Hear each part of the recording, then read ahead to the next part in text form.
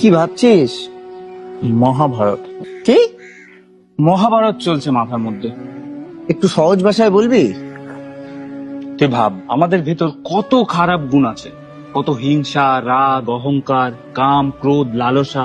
এই সমস্ত খারাপ গুণগুলো যদি কৌরবদের প্রতীক হয়, আর আমাদের মধ্যে থাকা হাতে গোনা কয়েকটা ভালো গুণ যদি পাণ্ডবদের প্রতীক হয়, তাহলে ধৃতরাষ্ট্র কে বলতো?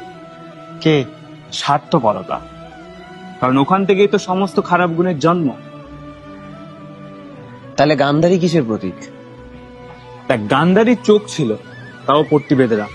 চোখের সামনে থাকা সত্যিটাকেও দেখতে পেত না। অন্ধবিশ্বাস। কারেক্ট। আর পিতামহ ভীষ্ম? দায়িত্ববোধ। শকুনি? মাথা। আর আমাদের ভগবান শ্রীকৃষ্ণ? আমাদের মন, আমাদের অন্তরাত্মা। তাহলে কর্ণ কিসের প্রতীক? কর্ণ খুব ভালো করে জানতো কোনটা ঠিক কোনটা ভুল। মানে ধর্ম অধর্মের জ্ঞান ওর ছিল, কিন্তু তাও অধর্মের সাথ দিয়েছে। বলতো এবার আমাদের মধ্যে এমন কি গুণ আছে যেটা ঠিক ভুল আমরা জানা সত্ত্বেও ঠিকটা আমাদের করতে দেয় না? ইগো। ইয়েস।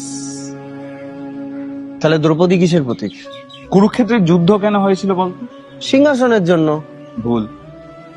সিংহাসনের জন্যই যদি যুদ্ধ হতো তাহলে পাণ্ডবরা অনেক আগেই যুদ্ধ করতে পারতো, কিন্তু সেটা করেনি। করেছে কখন? দ্রৌপদীর বস্ত্র হরণের পর। ইয়েস।